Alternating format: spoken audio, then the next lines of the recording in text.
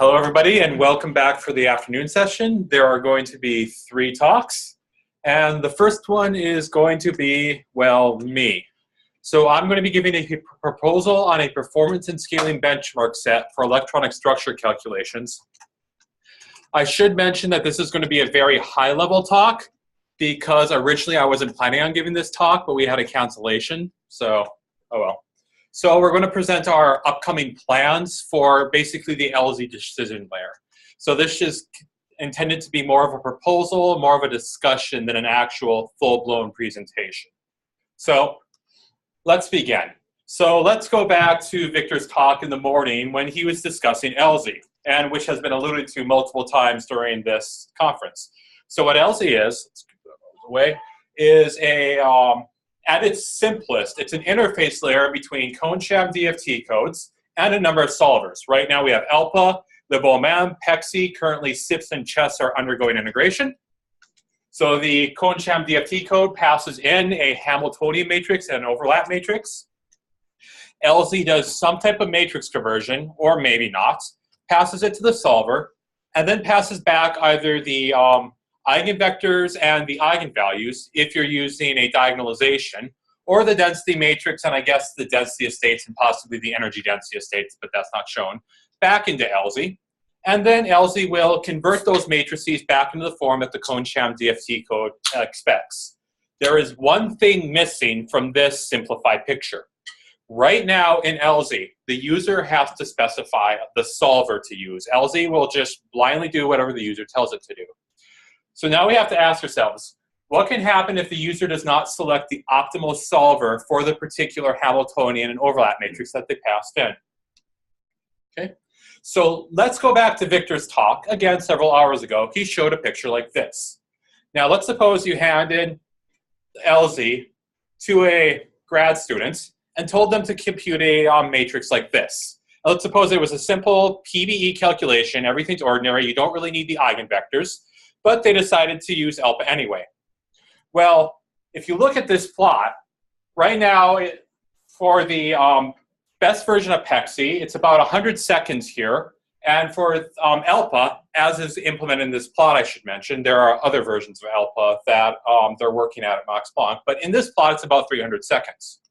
So the difference between FHI and ELPA for this plot is 200 seconds. This was run on Edison with 80 nodes. So if you do the math, you are burning 107 additional hours per SCF step by using ELPA over FHI. And keep in mind, this is only for one SCF step. So if you're doing, for the code I work on, ELSI, you're expecting commonly like 14 or 15 SCF steps. You're looking at something at like 1,600 core hours per calculation that is essentially wasted. So how we plan to get around this is the next kind of major implementation of ELSI is expected to be a decision layer, which will automatically recommend a solver based on H and S. Now, the user can, of course, override this if they know better, but by default, it will give a best estimate for what it should be. But then we run into a quick problem. How do we model the performance of a real-world calculation anyway? So what we're going to do is we're going to look at a parallel, not quite the same, but a parallel problem, which was how do you model the accuracy of a DFT code when you don't know exactly what, say, a PBE calculation should be. So in material science right now, this is well established in quantum chemistry, but it's the hot topic in material science. There are a number of benchmarks for DFT codes regarding accuracy coming out. The one that you'll see repeatedly, and if you went to the X-Scale session at APS this year, I think half the talks mentioned this particular benchmark, is the delta test. Where here they're doing an E versus V comparison. Technically, they're actually doing the shape because they normalize the energies to be the bottom, but they do a comparison of the E versus V curves between different codes for the periodic table. And so for here, they can get an assessment of roughly the comparison between the two codes. And so here they're doing 71 E versus V codes, and they have 15 different DFT codes. Now let's suppose you wanted to see what your performance was on this particular set of materials if you have some new DFT code. Well, if you go to their website, which is where I got this picture from, you can scroll down a little bit, And they have the package right here, where you can just download the scripts and the original V2K comparison, which is kind of the baseline that they use. There are other ones coming out. A shameless plug, we have one of our own here at Duke University, which is where you're actually measuring the difference between band structures. So in this particular case, it would be the valence bands from -10 to 0, and then maybe the conduction band from 0 to 10, where we're defining the valence band maximum. And we did this particularly to measure relativistic effects. So you can see the scalar relativistic deviation between V2K and FHI-aims, and then the same for spin-orbit couple. So here we have about 103 different band structures, and this is benchmark quality data for V2K and FHI-aims. So if you wanted to compare your code on these band structures, what do? Well, if you go on Nomad, you can search for them directly. Nomad is a repository of various DFT calculations. And we also have and Nomad has the ability to attach a DOI to your calculations. And so you can make sets like shown here for the V2K data.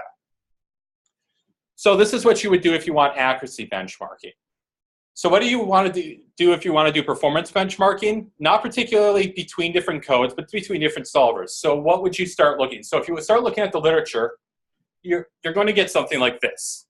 So this is taken from the chess manuscript on arXiv, actually. I put this in because I think this is one of the better ones. You see some type of strong scaling plot here. And then you have on, say, 5 different systems. Okay? Fine, but most of these systems, for example, are actually non-periodic. In particular, the bulk pentasine, it looks periodic, but it's actually molecular. So what if you're working on a periodic code? And what if you're not particularly interested in chess? What if you're interested in a full number? Okay? So you might look at some websites. I'm showing here the benchmark website for CASEP, which again is actually one of the better ones. Here they actually do give you the ability to download the geometries to look at, but they have only about 4 different geometries. And now, going back to our presentation, we have, well, the benchmark that I just showed you.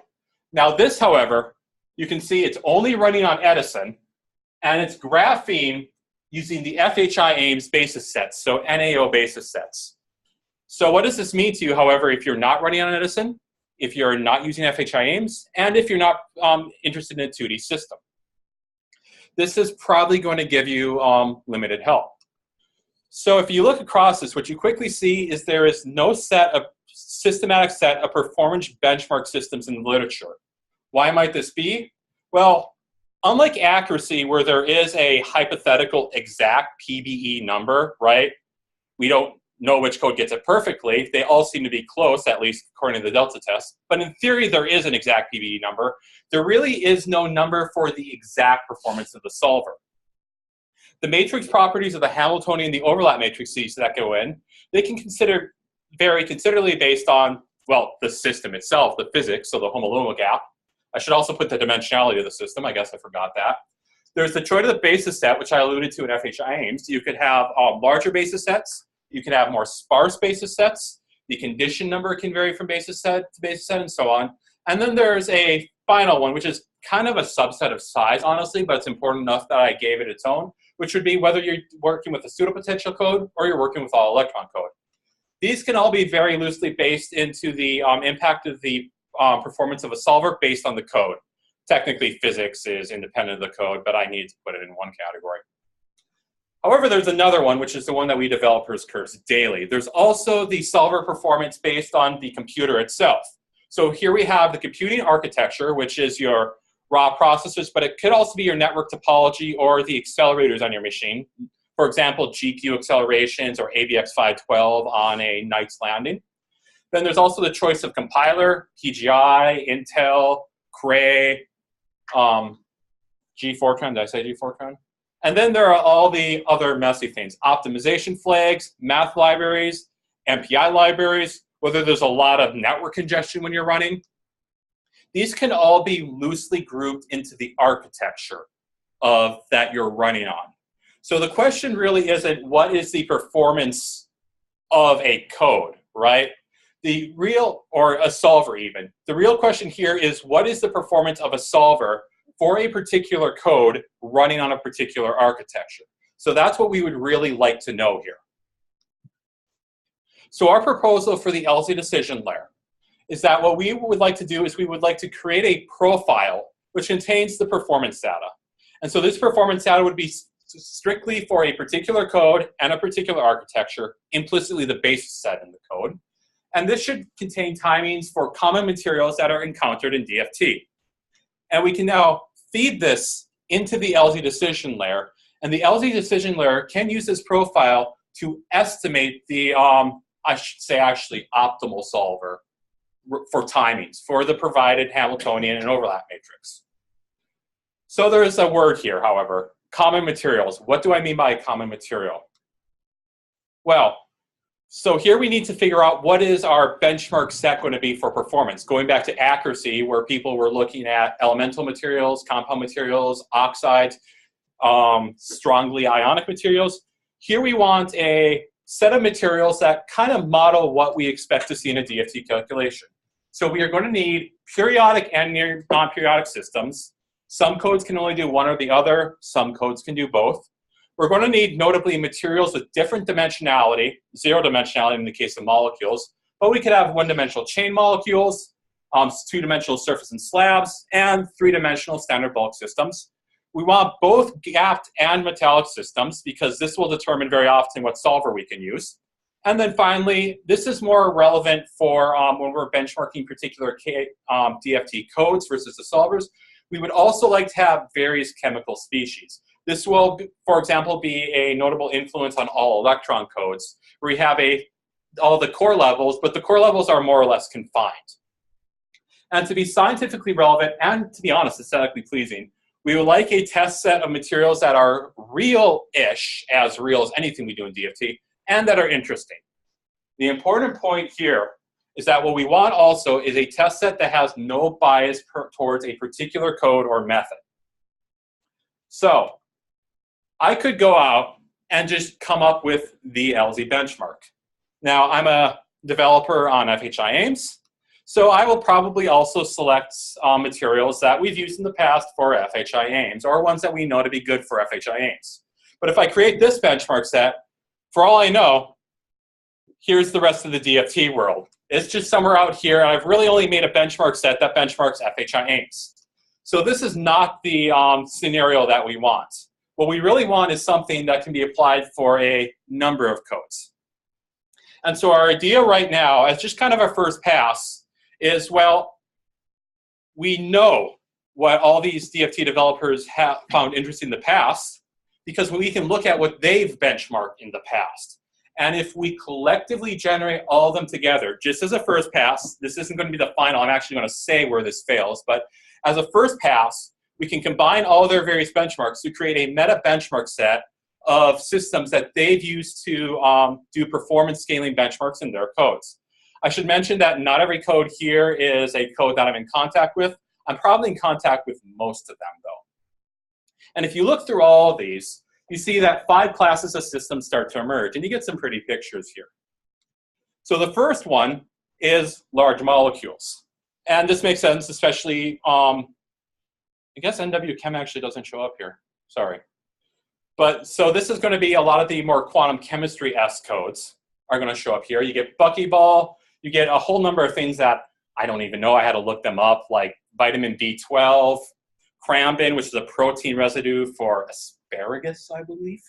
I'm a standard condensed matter physicist, so these are materials that I never would have come up with. Well, a buckyball I would have known. And so next we get what I would have expected, which is bulk systems. But here you actually get something surprising. When you talk about benchmarking, everybody, at least in physics, their first instinct is, oh, you mean like silicon. There are actually relatively few codes that use silicon. There's only like 4 of them that use them for benchmarks. Not a lot of them use diamond as well. You do definitely see a bias here towards compound semiconductors. You also see a slight bias towards oxides. And we only really see one material that is not a kind of conventional oxide or compound semiconductor, which is methyl ammonia lead iodide, the well-ordered non-physical cubic phase. But that's the only kind of, I would say, exotic one that we see in this list. The next one is one you would expect, honestly. It would be the two-dimensional systems, which are all the rage nowadays. Again, we don't see as much graphene as you would expect here. Here, actually, if you'll notice here, this is actually the first time that we start to see heavier materials. This is where we start to see gold, tungsten entering in. The next one actually kind of took me by surprise, and in retrospect, I was kind of stupid. Systems containing water. It turns out that a box of water is actually the most commonly benchmarked system in all of DFT, and it's actually across codes. You have both like NW Chem, the more quantum chemistry codes, which you would expect to be doing water, but even Quantum Espresso used just a box of water as their benchmark. And then we have a various number of molecules and surfaces that are solvated in water.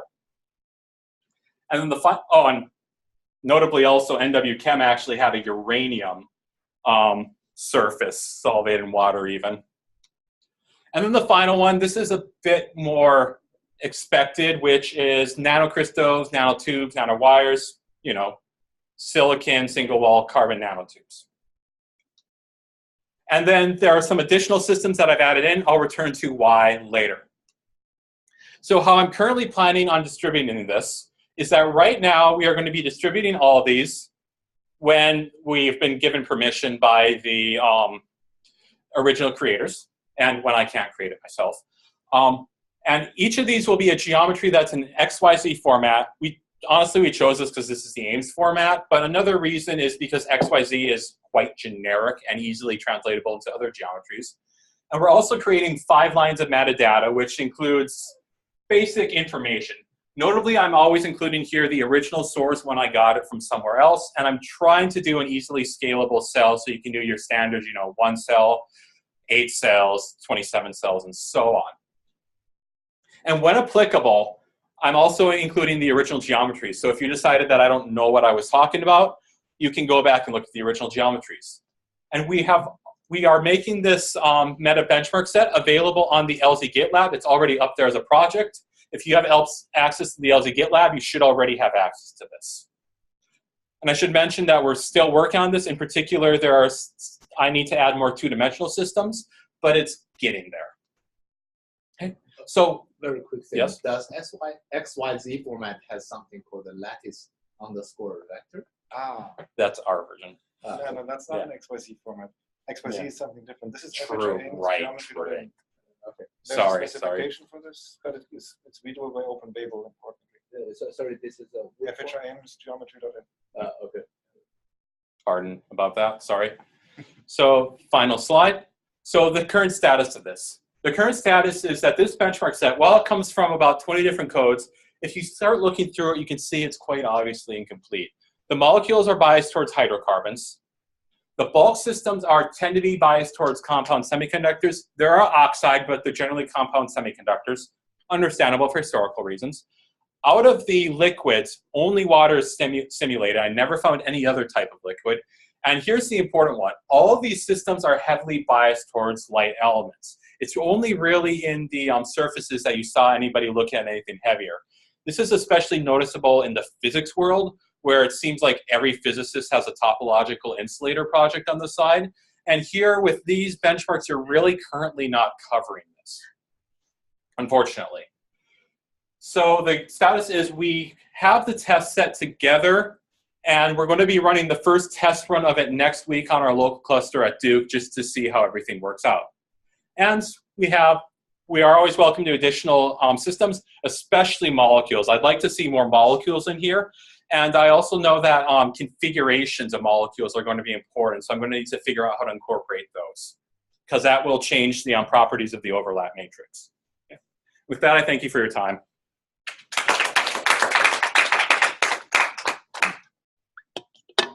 What are the new proposed systems?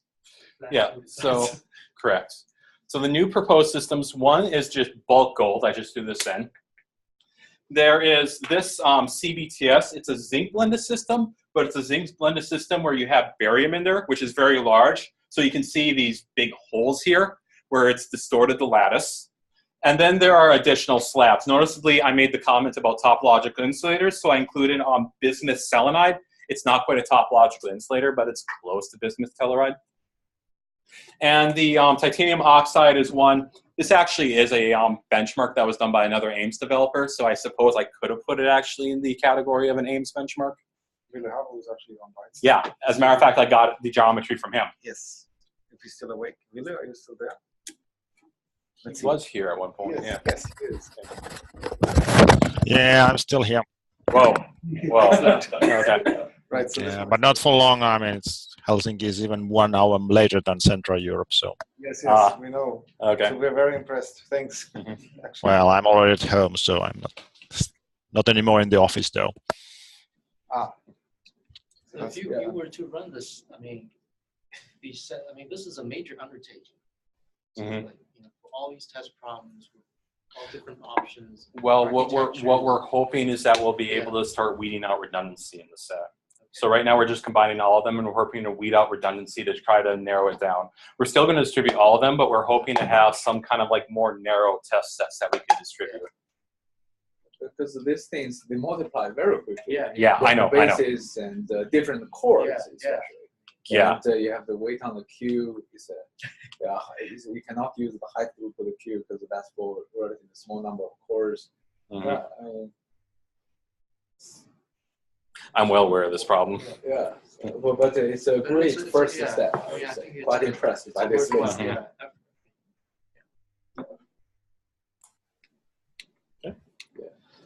Just the reporting this kind of general trend observed for this test systems would be very valuable. What kind of other liquids are you thinking about?